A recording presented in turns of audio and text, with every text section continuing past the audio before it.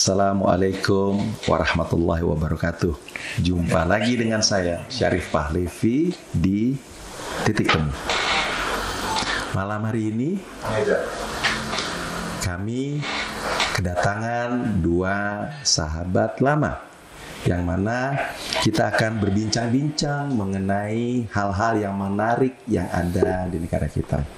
Untuk itu mungkin tidak asing lagi bagi pemirsa sekalian bahwa saudara yang berada di sebelah kanan saya, sahabat lama saya ini adalah Habib Ali, yang sudah berapa kali hadir memperkaya perbincangan kita di Titik Temu.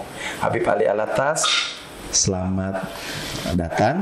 Terima kasih sudah bisa meluangkan waktu hadir di sini dan bincang-bincang dengan kita.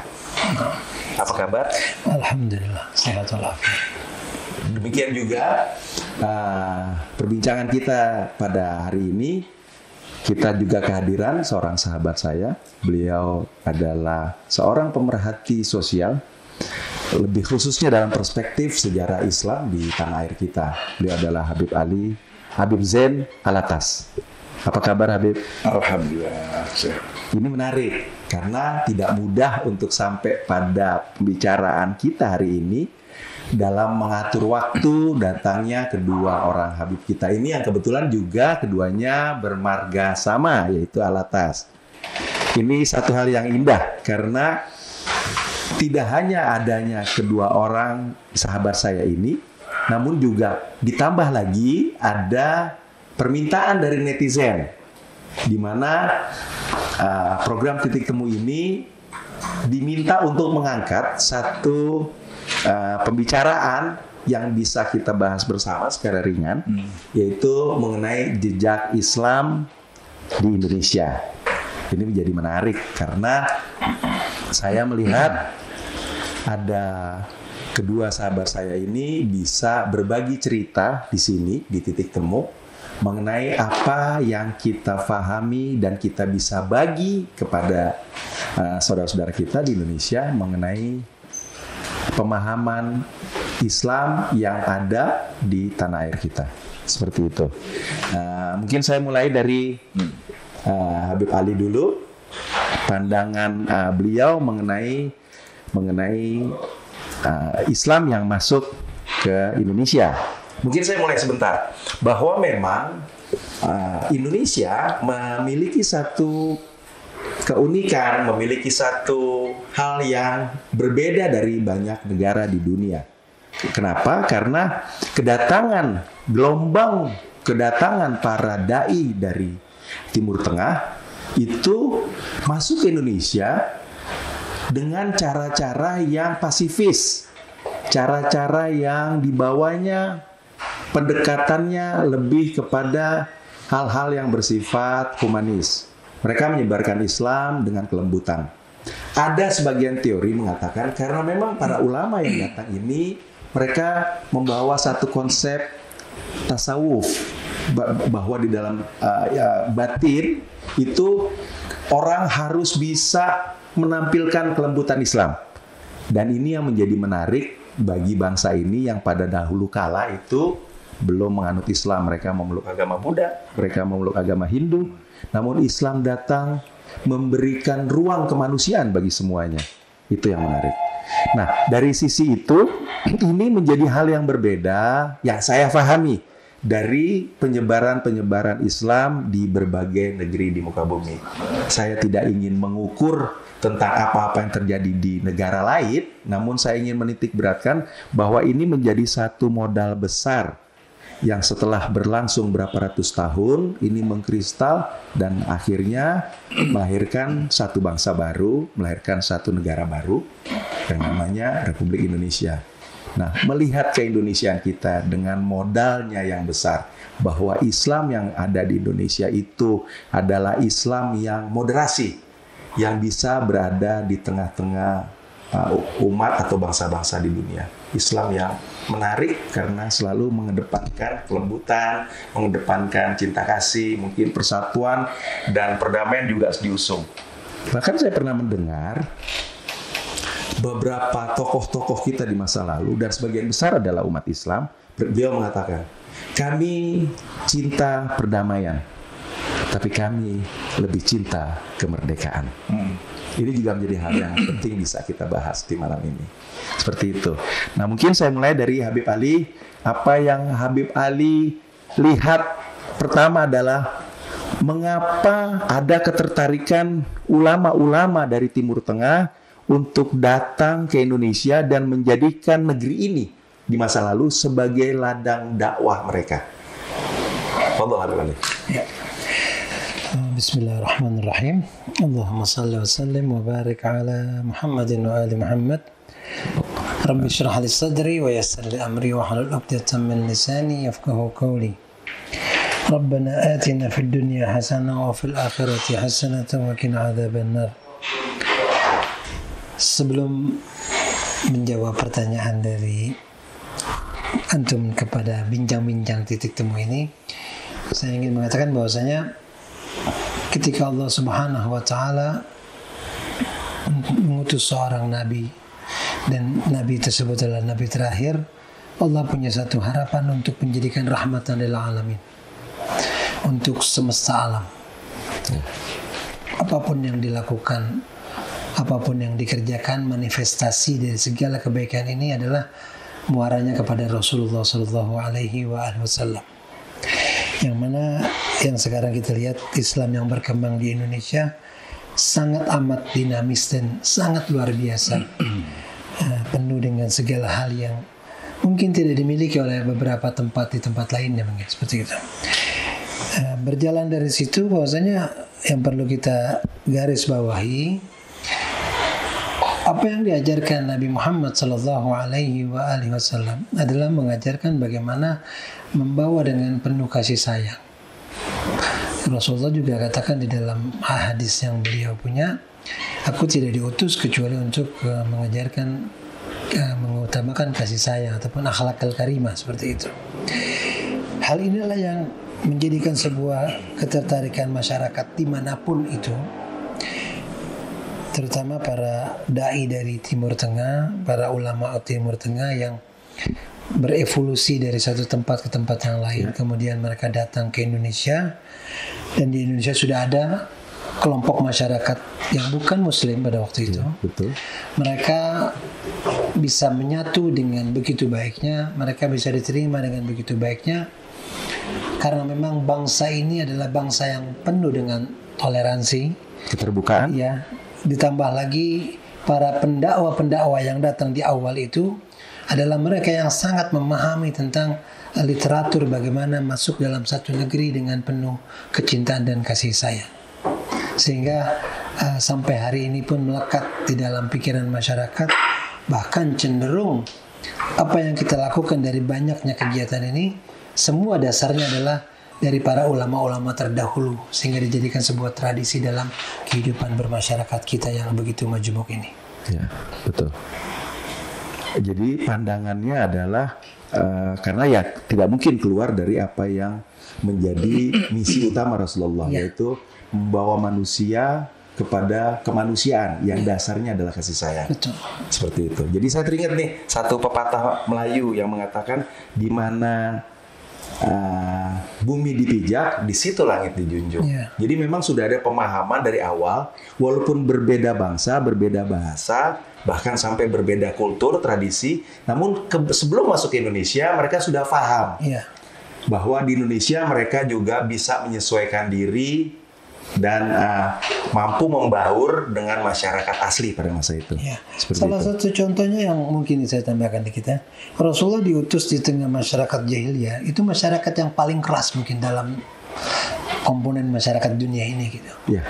Datangnya Rasulullah dengan sosok yang lembut, dengan santunnya, dengan penuh sabarnya, dengan berupaya sebaik mungkin untuk menjadi contoh sebagai rahmatan lil alamin pada waktunya. Dan akhirnya Rasulullah dalam umur waktu yang 23 tahun, 13 tahun di Mekah, 10 tahun di Madinah kalau tidak salah, itu bisa merubah segala bentuk sesuatunya dan menjadikan peradaban Islam itu menjadi peradaban yang luar biasa pada waktu itu. Saya menyebutnya ini revolusi. Sangat luar biasa. Iya. Oke. Baik, ditahan dulu Habib Ali karena saya coba beralih ke Habib Zain. Nah, bagaimana pandangan Habib Zain mengenai praktek-praktek dan yang Habib Zain ketahui, praktek-praktek ulama kita terdahulu ketika mereka masuk ke tanah air, tentu dalam perspektif sejarah, sehingga apa yang mereka bawa ke sini itu kok tiba-tiba menjadi sesuatu yang tidak asing buat orang Indonesia. Di Jawa, buat orang Jawa yang betul-betul berbeda kultur, berbeda bahasa, bahkan berbeda agama nih. Kita berbicara di Jawa nih, Hindu begitu kuat. Bahkan Hindu di Jawa Timur cenderung kepada madhabnya Shiva. Sementara Hindu di Sumatera cenderung kepada mazhabnya Hindunya Vishnu. Seperti itu. Ini ada perbedaan yang mendasar juga di antara Hindu. Namun Islam mampu masuk. Kira-kira kiat-kiat apa, praktek-praktek apa yang Habib Zain ketahui dalam pandangan sosial, pandangan sejarah, karena itu mampu membuat minimal pertama terpesona tentang kedatangan ulama-ulama dari Timur Tengah yang secara fisik berbeda, secara bahasa berbeda. Coba Habib Zain jelaskan. Bismillahirrahmanirrahim. Allahumma sholli ala sayyidina Muhammad wa ala ali sayyidina Muhammad. Jadi para yang disebut Wali Songo mungkin ya. Perjalanan mereka itu kan tidak langsung ke sini, ya kan. Jadi mereka mungkin dari Turki, mungkin dari Yaman, ya kan. Ya. Mereka tidak langsung. Mereka dari satu negara ke negara lain. Nah, kebetulan mungkin mereka mampir ke India. Okay. Nah, di Indonesia kan waktu itu mayoritas kan Hindu. Oh iya kan? Betul. Nah, mereka itu belajar dari situ.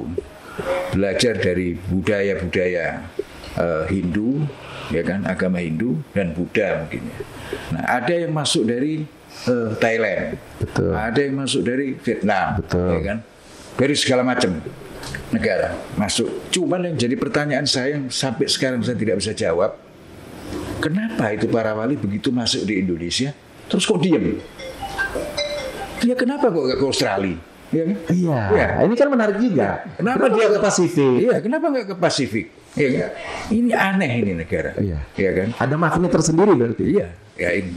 Nah itu yang saya lihat kemungkinan mereka sudah mempelajari bahwa di Indonesia itu mayoritas waktu itu kan Hindu. Betul. Nah dari situ mereka bukan orang bodoh, mereka orang pintar. Betul. Dia pasti belajar betul sebelum masuk satu. Tapi setelah masuk di sini, ya diam, mereka tidak kemana-mana. Kenapa mereka nggak diam di Gujarat sana yang katanya di India itu? Iya. Tapi kenapa mereka melanjutkan perjalanan ke Indonesia? Sehingga Islam yang ada di Indonesia itu kan sebagian bukan saja di Jawa itu, kebanyakan Wali Songo. Cuman kita lihat di Aceh. Aceh itu kebanyakan ulamanya yang datang dari Medina, langsung mereka. Sehingga budaya di Aceh, di Sumatera Utara agak turun lagi itu memang persis seperti yang ada di sana. Lain seperti Jawa. Di Aceh kan tidak ada pengaruh Hindu. Oke. Hampir tidak ada kan pengaruh Hindu. Ada satu kerajaan besar Hindu. Mungkin di Sumatera Selatan mungkin ya, Sriwijaya ya mungkin ya. Nah, itu yang menurut saya seperti itu. Nah, cara mereka berdakwah ya sama seperti mereka berdakwah di negara-negara lain. Ya kan? Ya itu yang saya lihat seperti itu. Ya, oke. Tadi mungkin satu hal yang belum terjawab bahwa kenapa mereka tidak melanjutkan perjalanan? Ya. Apakah sudah menjadi satu konsensus pada masa itu bahwa ulama-ulama yang datang dari berbagai negara, negeri di Timur Tengah menjadikan Indonesia sebagai tujuan akhir? Ya, jadi gini, kalau kita lihat sekarang, kenapa mereka kok diem di sini? Sekarang kita lihat dari sejarah makam para wali yang terbanyak di dunia. Mungkin yang nomor 1 mungkin di Hadramut ya. Nomor 2 di mana? Bisa kita klaim Indonesia. Ya sudah. Berarti ini apa? Ini negeri ada apanya? Berarti yang kita tidak tahu apa yang terjadi nanti ke depan. Nggak ngerti kita. Yang saya tahu memang makam para aulia, para wali. Pertama yang ada di Yaman, di Hadramut. Yang kedua ada di Indonesia. Dari Sabang sampai Merauke. Semua makam itu ada. Ya. Kita wallahu a'lam. Mereka yang tahu, kita nggak tahu apa yang nanti terjadi. Tapi kira-kira apakah tadi, mereka cerdas, mereka memahami dulu sebelum datang ke ladang garapannya. Artinya kalau petani mereka cerdas, mereka sudah paham kira-kira daerah ini kalau kita mau tanam pohon apa, kalau bibitnya seperti apa, apakah di daerah yang berketinggian atau di daerah yang rendah, apakah dekat pegunungan atau daerah pantai. Jadi mereka sudah sangat paham mengenai apa dan bagaimana tempat itu digarap. Seperti itu. Namun kira-kira seperti tadi disampaikan oleh Habib Ali, apakah pendekatannya pasti semua sama? Bahwa pendekatannya tadi, karena setiap negeri yang didatangi boleh jadi kulturnya berbeda, tapi pendekatannya sama, yaitu dengan kelemah lembutan. Seperti itu. Ya, menurut saya memang apa adanya seperti itu. Berarti senjata para dai dari Timur Tengah tidak lagi berdil, tetapi uluran tangan kasih sayang. Dan apakah ini menjadi modal besar untuk bangsa ini hari ini dan langkah ke depan? Ya bisa juga seperti itu. Tapi ada satu pemahaman yang mungkin saya lebih agak berbeda mungkin. Karena kita tahu sejarah Islam Khulafaur Rasyidin itu ada 4 kan. Sayyidina Abu Bakar, Sayyidina Umar, Sayyidina Utsman, Sayyidina Ali. Nah, masing-masing khalifah ini kan berbeda-beda, ya kan. Sayyidina Abu Bakar seperti apa, ya kan. Sayyidina Umar seperti apa. Sayyidina Utsman, Sayyidina Ali seperti apa. Nah, Islam ini dakwahnya kita harus tiru cara-cara mereka. 4 khalifah ini. Sayyidina Abu Bakar kita tahu cara dakwahnya seperti apa, mirip dengan Rasulullah, ya kan. Sayyidina Abu Bakar keras dia. Umar maksudnya. Sayyidina Umar, ya. Sayyidina Umar keras dia. Beda sama yang Sayyidina Utsman ataupun Sayyidina Ali. Ini lebih banyak meniru cara Rasulullah, ya kan. Nah, dalam Islam memang tidak bisa kita ini terlalu lemah juga tidak boleh, terlalu keras juga tidak boleh. Nah, kalau kita tarik sejarah politik Islam di Indonesia, apa yang terjadi peristiwa Tanjung Priok itu waktu itu? Apakah itu bisa disebut kekerasan dalam Islam keras? Nah, bagaimana dulu politik Orde Baru memperlakukan mereka? Apakah bisa dibenarkan? Kan tidak juga kan. Jadi Islam ini universal. Kita mau berdakwah dengan cara seperti apapun nggak apa-apa, tapi kita tidak boleh menghina agama orang, ya kan? Itu nggak boleh. Karena kan di Quran sudah jelas nggak boleh. Betul. Ya kan? Umat lain tidak boleh kita singgung. Seperti di dalam Quran kan kita kan sudah diajarin dalam peperangan tidak boleh motong pohon kecil orang tua, ya kan, menghancurkan sumur. Ya. Nah itu saya kira dalam berdakwah Islam di Indonesia ya mungkin para wali pakai cara yang 3 orang khalifah ini. Nah, beda-beda ya cara-cara mereka. Nah di Indonesia yang sekarang terjadi memang ada beberapa orang yang beraliran keras, ya kan. Kalau menurut saya kekerasan itu ya keras dalam berdakwah kalau memang dia melanggar aturan, melanggar hukum undang-undang negara, ya tangkap. Ya. Tapi keras ini beda sama tegas, ya kan. Kalau keras saya nggak begitu setuju ya, mungkin tegas ya mungkin. Tegas. Ya. Seperti kita dengar bahwa Habib Ali Al-Habsyi Wita terkenal sebagai sosok yang tegas. Terus juga Habib Salim bin Jindan terkenal sebagai sosok yang tegas. Satu Hussein Habsyi Bangil, sosok yang tegas. Tegas dia di atas podium pemerintah disindir, dihajar, terus di bawahnya ini Korem Kodim sudah siap. Nah, jadi mungkin sekarang nggak ada apa-apanya daripada zaman Orde Baru dulu. Betul. Jadi mungkin kita harus garis bawah ini ya, Habib Zain, bahwa tegas itu pasti mengandung wibawa. Kalau keras juga nanti jadi pertanyaan banyak orang, apakah Islam memiliki metode seperti itu? Ya, saya kira yang saya tahu ya seperti itu, dan itu fakta sejarah adanya seperti itu. Betul. Saya tidak melenceng kemana-mana. Ya itulah yang terjadi faktanya. Artinya nggak apa-apa karena memang kita sedang berbicara di titik temu, Habib Zain. Oke, tahan sebentar, saya kembali kepada Habib Ali. Habib Ali, bahwa satu sisi tadi berbicara bahwa keberhasilan metode dakwahnya Ar-Rasul Sallallahu Alaihi Wasallam Itu di mana beliau selalu mengedepankan kasih sayang, kesabaran, kelemah lembutan, dan pemaafan yang sangat besar. Dan itu diikuti juga oleh banyak wali, banyak ulama, banyak dai yang datang dari berbagai negeri di Timur Tengah ke Indonesia.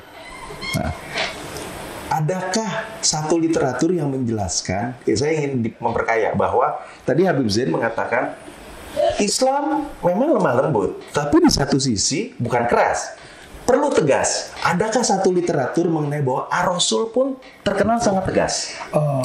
Oke. Memang begitu adanya, cuman bukan mau mengkritik apa yang dikatakan Habib Zain ini, bukan, cuman mungkin meluruskan saja. Kalau bertanya tentang kenapa berhenti di Indonesia dakwah itu, saya hanya berpikir mungkin karena kita orang di sini di Indonesia yang kita tahu itu. Padahal seluruh banyak para aulia ini menyebar ke seluruh dunia. Sekalipun Afrika pun ada. Di India pun juga banyak. Iya. Habaib-habaib yang aulia-aulia yang meninggal dunia di sana, yang tidak sempat kemari. Bahkan mungkin dari Indonesia, kenapa kita kenal hanya oleh Songo? Karena memang kita tinggal di sini dan kita tahu sejarah itu. Mungkin kalau kita mau melihat lebih jauh keluar, maka hampir seluruh pergerakan para pendai ini hampir ke seluruh dunia mungkin. Betul. Bukan hanya ke Indonesia saja mungkin gitu kan. Mungkin itu yang tadi meluruskan aja kali. Kenapa kau berhenti di Indonesia? Saya pikir nggak berhenti, berjalan terus gitu. Prosesnya terus berjalan. Gitu. Karena dapat titik temunya. Nah gitu kan. Terus yang kedua, masalah tentang saya tidak mau kepada politik sekali lagi. Minta maaf dengan segala hormat. Saya hanya ingin katakan apa yang diajarkan oleh Rasulullah Shallallahu Alaihi Wasallam. Kalau tadi dikatakan bahwasanya para pendai mampir ke Hindustan ataupun ke Hindia untuk belajar Hindu, saya pikir tidak serta merta untuk itu juga, enggak. Karena mereka memang punya pakem ataupun satu aturan yang mereka sangat paham. Dalam prinsip dalam bahasa Arab itu, ketika Anda ada di rumah Anda, maka Anda akan jadi rajanya. Ketika Anda ada di rumah orang lain, maka Anda akan menjadi tamunya, kan begitu. Nah, para orang-orang alim ini jalan ke tempat lain, dia akan tahu di mana dia ada di tempatnya, gitu. Sehingga bisa kita lihat kembali kepada background para wali-wali Songo, dia tidak merubah konsep Hindu itu. Tapi dia masukkan cerita itu dengan perwayangan, dengan hal-hal yang tidak hilang dari masyarakatnya. Cuman intisari Islamnya dia dapatkan begitu. Tapi lambat laun masyarakat memahami bahwasanya ini Islam. Seperti itu. Ya kan? Betul. Minta maaf ini Habib Zain dengan segala hormat. Saya menghormati para khulafa Rasyidin. Siapapun mereka mempunyai andil yang besar untuk perkembangan agama Islam. Ya. Tapi sekali lagi kalau dikatakan Islam itu penuh dengan prinsip dan ketegasan, iya. Karena Rasulullah juga pernah mengatakan kepada beberapa sahabatnya untuk melakukan satu hal perintah yang dikatakan kepada khalifah pertama, untuk lakukan engkau untuk bunuh orang itu. Jalanlah khalifah ini ke sana, didapati orangnya lagi sholat. Dia mikir, apa iya saya mesti bunuh orang yang lagi sholat, begitu. Sehingga dengan apa yang dipikirkan, sehingga dia mengurungkan niatnya. Kembali dengan pedang yang tidak ada lumuran darah. Kemudian Rasulullah bertanya, kenapa kau tidak lakukan? Dia sedang sholat ya Rasulullah. Diperintah lagi khalifah yang kedua, dalam kondisi masih belum selesai sholatnya. Sampai beberapa kali ketika diperintah lagi kepada Sayyidina Ali, dengan penuh perintah itu dilakukan. Setelah sampai di sana ternyata yang sholat itu udah nggak ada orangnya. Udah pergi. Ya. Dan Rasulullah katakan itulah satu hal yang akan menjadi pemecah umat setelah ini. Orang tersebut yang sedang sholat. Ya. Menandakan bahwasanya perlu kita tarik garis benang merah gitu. Kalau Islam datang dan memang tidak serta-merta mungkin hanya di Indonesia yang datang dengan kelembutan, tidak dengan pedang begitu kan. Coba kita bandingkan dengan ke Eropa misalnya. Ekspansinya luar biasa. Perubahannya dahsyat. Begitu kan? Tapi dalam kurun waktu ratusan tahun hilang itu. Tidak ada sedikit pun bekas dari pengaruh Islam yang ada di sana. Kalaupun kita pergi nanti berkunjung turis ke sana, kita akan merasakan kesedihan yang luar biasa gitu. Tempat yang begitu megah dengan keislamannya tiba-tiba sekarang tidak lagi menjadi hal yang luar biasa. Berbeda dengan yang ada di Indonesia. Tidak terjadi pertumpahan darah, tapi justru masuk ke dalam relung hati masyarakat tentang bahwasanya Islam itu luar biasa. Dan Indonesia tidak merubah segala sesuatu intisari agama tersebut, bahkan menjadi menarik di tempat ini tentang toleransi beragama yang ada di Indonesia. Dan itu semua kembali kepada apa yang disampaikan oleh para alim ulama termasuk Wali Songo, dan tidak lain tidak bukan mereka pasti mengambil intisari dari berkahnya Nabi kita Muhammad sallallahu alaihi wasallam. Ya, nah ini menarik nih. Saya tidak melihat adanya perbedaan, malah menjadi satu titik temu, di mana memang terlihat bahwa di Indonesia ini pendekatan metodenya menggunakan apa-apa yang menjadi kearifan lokal. Kearifan lokal di sini mungkin akhirnya menggunakan bahasa, menggunakan agama mereka, budaya mereka, bahkan sepertinya agama mereka. Namun itu hanya kulit luar ketika mengambil pewayangan, cerita-cerita dari kalangan Hindu, terus diadopsi dan diisikan esensi-esensi Islam di dalamnya. Jadi saya mau menitik beratkan bahwa turunnya para ulama kita ke India atau ke Cina itu memang bukan satu hal yang tadi khusus untuk mempelajari Hindu. Saya memahami itu apa yang dikatakan Habib Zain. Tapi lebih kepada mereka mengamati budaya setempat. Dan ini bisa menjadi modal. Karena kan kalau kita berkunjung ke satu negeri, nggak usah pergi ke Indonesia dulu lah. Kita pergi ke India, banyak Islam penyebar ke Cina, ke seluruh Asia Tengah, bahkan sampai ke Rusia. Itu mereka datang, mereka mengamati, terus mereka melihat bahwa kita tidak serta-merta mampu menyampaikan apa yang kita anggap benar, tapi bagi mereka sesuatu yang asing. Tapi lebih kepada bagaimana menyerap segala apa yang ada di lokal, kemudian ini dijadikan alat untuk masuk. Persuasif sekali, kondusif sekali. Seperti itu. Jadi Anda memahami seperti itu. Yang kedua, karena latar belakang Anda sejarah, memang Islam masuk Indonesia dari berbagai sumber. Tadi dikatakan bahwa dari Madinah, dari Hadramut, yang singgah-singgah, bahkan dari Persia, dari Afghanistan, dari Samarkand, ya kan? Di India, mereka melintasi jalur sutra turun di Cina. Mereka masuk melalui Burma sampai ke Vietnam, mendirikan kerajaan Champa. Terus mereka melintasi Thailand, turun di semenanjung Malaya dan masuk ke negeri kita.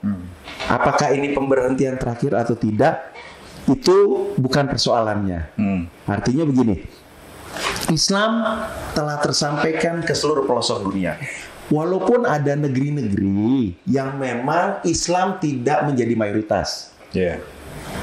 Seperti itu. Namun ketika kita fokus ke Indonesia, ada, kalau tidak salah saya pernah baca, ada 23 hukum adat di Indonesia. Murni asli Indonesia. Tetapi 9 diantaranya mengadopsi hukum Islam. Jadi hukum adat tetap mereka akui sebagai hukum adat mereka, tetapi mengadopsi hukum Islam. Tapi seperti itu. Coba kalau saya lihat di Vietnam atau di Thailand atau di Burma, Islam mayoritas. Di Filipina, Islam mayoritas, ya kan? Dengan cara penyebarannya itu ya beda dengan Eropa. Nah, itu yang saya lihat dari sejarah. Ya. Dulu Filipina dahulu mayoritas Islam. Vietnam dahulu mayoritas Islam. Betul? Burma juga sama, ya kan? Jadi paling tidak kita harus belajar kenapa Islam di sana tidak berkembang pesat seperti di Indonesia sehingga menjadi mayoritas sampai sekarang. Kok Islamnya di sana semakin berkurang, menciut, apalagi di Filipina, ya kan? Vietnam, ya antum tahu lah yang lain-lain di daerah Asia Tenggara ini. Nah itu pertanyaan buat kita, apa sebabnya? Jadi melihat kekinian ya Habib Ali, Habib Zain, memang kita sudah punya modal besar nih Dai-dai yang datang dari berbagai pelosok negeri di Timur Tengah tentu membawa pesan modul yang sama, sikap lemah lembut. Menganggap bahwa setiap yang lokal ini bukan dengan sebutan kafir. Bahwa ini adalah saudara-saudara kita. Dan Islam tidak pernah memaksa untuk mereka mengikuti Islam. Tetapi Islam telah memberikan satu gambaran teladan tentang Islam seperti apa. Sehingga mereka lah yang terpesona melihat Islam. Dan mereka memeluk Islam, bukan dipaksa. Seperti itu. Nah, jika ini menjadi satu modal, hari ini ketika melihat Islam tumbuh pesat di Rusia, tapi tidak berhasil di Eropa Barat, gitu. Islam tetap bergelora di Indonesia, namun konflik besar juga di negara-negara Arab yang mayoritas Islam ini memberikan satu keniscayaan bahwa Islam tidak hanya juga melulu memakai modal-modal lama dalam hal berdakwanya, dalam hal menjalin interaksi dengan sesama Islam dan agama lain. Namun juga Islam sekarang mampu melihat ke depan apa-apa yang bisa dijawab. Tegas kita punya, kelembutan kita punya. Apa yang tidak sempurna di agama kita? Tapi hari ini umat Islam di dunia ini harus juga mampu melihat, merespon dan mengantisipasi persoalan zaman. Yang sebetulnya jawabannya ada di Al-Quran. Jawabannya ada di para pendahulu-pendahulu kita yang memang berhasil. Seperti itu. Nah, kira-kira apa pandangan Habib Zain pribadi dalam melihat perkembangan Islam di Indonesia ke depannya selain modal sejarah yang sudah ada seperti tadi? Islam di Indonesia ini kan mayoritas kan menganut mazhab Syafi'i. Ahli sunnah Syafi'i. Maturidi. Nah, sebagai negara-negara di Asia Tenggara juga begitu. Kan? Nah, kalau kita berpegangan terhadap hal tersebut, berpegang teguh terhadap mazhab tersebut, saya kira Islam akan jaya. Kan? Seperti kejadian tahun 24 ya mungkin ya, waktu Khilafah Utsmaniyah runtuh. Bagaimana Hasyim Asy'ari itu mendirikan Nahdlatul Ulama, ya kan? Kenapa dia mendirikan itu? Apa yang dia perbuat? Karena untuk menahan, untuk membentengi hancurnya Khilafah Utsmaniyah ini orang-orang yang menganut beda mazhab sama kita. Makanya dia dirikan itu. Nah, saya kira kalau kita kembali seperti tahun 24, insya Allah Indonesia akan semakin jaya.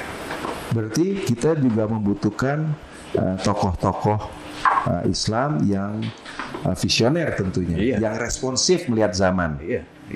Karena pada zamannya Kiai Hasyim Asy'ari berhasil dan membentuk komite Hijaz dalam membendung laju hal-hal yang memang buat bangsa ini tidak baik, tidak cocok, bukan tidak baik, tidak cocok buat bangsa ini.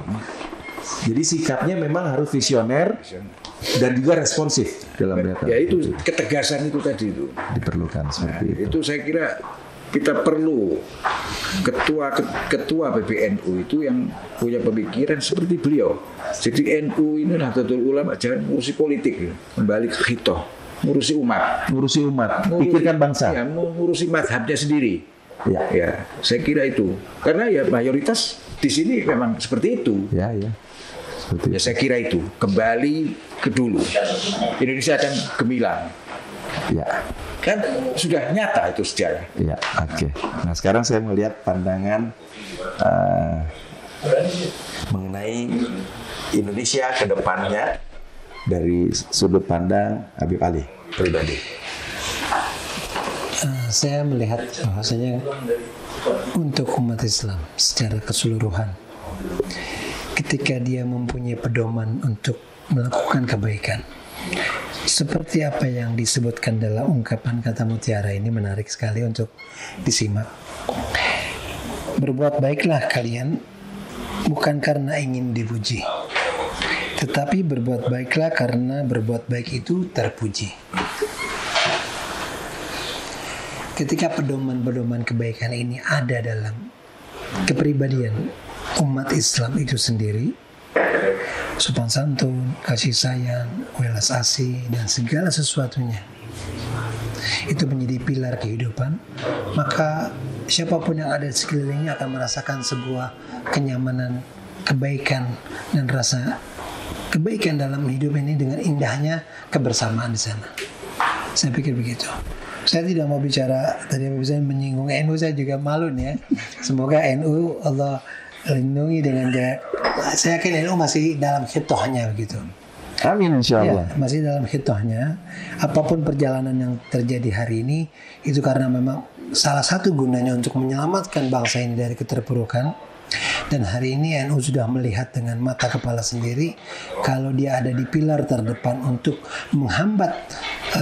Maaf ini sedikit kembali kepada sekarang banyak Islam yang mengaku Islam tapi hanya Islam pembenaran.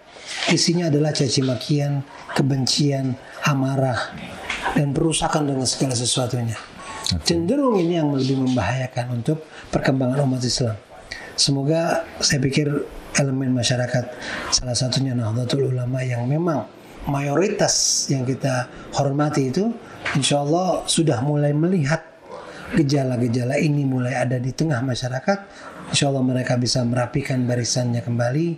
Mereka dalam khitoh yang lama tinggal bagaimana memfokuskan segala urusannya kepada satu hal yang lebih baik, sehingga akan menjadikan Indonesia ke depan Indonesia yang bernuansa Islam, tapi yang modernisasi, yang toleransi tinggi, yang tidak melupakan kemajumukan dalam perbedaan, tapi ujungnya dalam kebersamaan, dalam keindahannya. Ya, baik. Ini pesannya menarik. Cuma sampai di sini saya menangkap bahwa ada perbedaan sudut pandang antara Habib Zain dengan Habib Ali. Habib Zain kuat kepada hal yang bersifat panutannya tokoh-tokoh, gitu. Sementara di sini Habib Ali adalah kepada nilai-nilai. Saya melihat bahwa kita bisa ketemu di situ titik temunya. Ini berbicara tentang NU dengan nilai, ini berbicara bahwa kita butuh tokoh seperti seorang negarawan Kiai Haji Hasyim Asy'ari. Ya, bahwa Islam disampaikan dengan cara yang lemah lembut, dengan cara yang tegas. Ente mengambil beberapa tokoh-tokoh, bahwa itu semua menjadi modul-modul. Nah, di sini ada satu titik temu di mana perbedaan menjadi indah. Ketika pemikiran kedua orang sahabat saya yang bermarga sama ini itu berangkat, yang satu saya berbicara dari ketokohan-ketokohan. Ada profil-profil yang kuat di situ. Sebentar, saya potong dulu. Kalau dalam Islam kita nggak boleh melupakan sejarah. Pasti, ya pasti. Kan? Dan sejarah itu akan terulang. Sekarang dari Al-Quran, sebagian besar menceritakan sejarah Tokoh-tokoh. Ya, sejarah Nabi, ya kan. Jadi sejarah itu akan terulang. Makanya saya minta coba kembali, karena itu pasti akan berulang. Ya, betul. Kalau kita mau seperti itu, ya. Saya kira itu. Betul. Karena latar belakang saya sejarah, selalu ada teori mengenai sejarah akan selalu berulang. Sejarah juga tidak tercipta sendiri, namun ada tokoh-tokoh dan para pelakunya. Dalam hal ini terlepas kepada yang melihat dan mendengar, tetapi saya memahami dan menerima bahwa ada sejarah dan ada ketokohan yang disampaikan oleh Habib Zain. Namun titik temunya adalah saya menerima bahwa semangat Islam itu juga ada di nilai-nilai. Bagaimana mungkin tokoh-tokoh ini bisa jalan tanpa nilai-nilai? Ketegasan sekaligus kelembutan seorang Kiai Haji Hasyim Asy'ari melahirkan fatwa jihad. Kita masih ingat bahwa robeknya bendera Belanda di Hotel Van Oranje atau Hotel Yamato, ya kan? Itu berawal dari perintah jihad yang dikeluarkan oleh Kiai Haji Hasyim Asy'ari. Kalau tidak salah 13 September sudah ada insiden Oh, itu tahun 40. Kita bicara tahun 45. Iya. 13 September itu terjadi insiden. Iya. Terbunuhnya wali kota Surabaya yang berasal dari NU. Suryo. Ya, wali kota Suryo dan beberapa orang pemuda-pemuda NU. Dilanjutkan kemudian keluarlah deklarasi jihad 24 Oktober yang hari ini jadikan hari santri. Iya. Baru setelah berkali-kali sekutu mengeluarkan ultimatum, maka pecahlah perang pada tanggal 10 Itu jihad November. bukan tahun 45 saja. Hasyim Asy'ari itu pernah kerajaan Saudi yang pertama itu sekarang Ibnu Saud itu dia menghancurkan situs-situs sejarah Rasulullah. Itu Kiai Hasyim Asy'ari marah. Kalau kamu teruskan seperti itu, saya akan kirim ratusan kapal untuk berjihad di Mekah. Jadi bukan tahun 45, sebelumnya sudah terjadi. Ya. Artinya tadi saya coba membedakan fase sebelum kemerdekaan sama sesudah kemerdekaan. Ya. Artinya setelah kita merdeka, beliau pun masih mengeluarkan fatwa jihadnya. Ya, teringat bahwa Komite Hijaz itu adalah reaksi Kiai Hasyim Asy'ari terhadap penghancuran situs-situs suci Islam Ya. di Haramain. Iya. Seperti itu kan? Betul. Maka beliau membentuk Komite Hijaz. Mau pilih jalur diplomasi, oke. Iya. Mau pilih perang, kami siap kirimkan. Betul. Seperti itu. Iya. Ketokohan memerlukan ketegasan. Iya. Namun beliau sosok juga yang lembut. Seperti itu. Nah, ini. Demikian nih yang disampaikan oleh Habib Zain. Iya. Melihat itu semua, tentu seorang Kiai Hasyim Asy'ari dan ulama-ulama kita terdahulu, dai-dai kita terdahulu, tentu berangkat juga dari nilai-nilai Islam yang memang telah dibawa, diperkenalkan dan dikawal oleh Rasulullah. Terutama misi utamanya adalah rahmatan lil alamin. Ya. Seperti itu.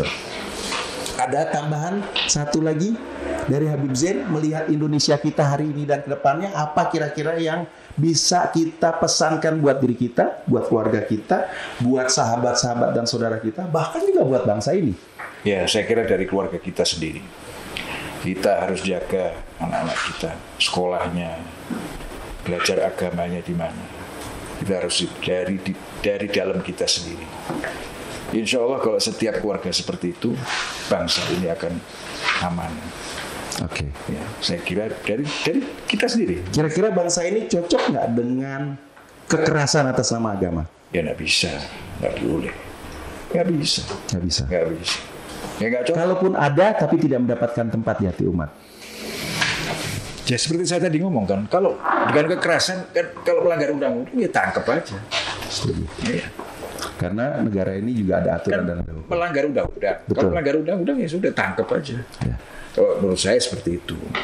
Tapi kalau dia tidak melanggar, ya mungkin orang-orang yang dakwah sekarang ini saya kira masih lembut dibanding sebelum-sebelumnya.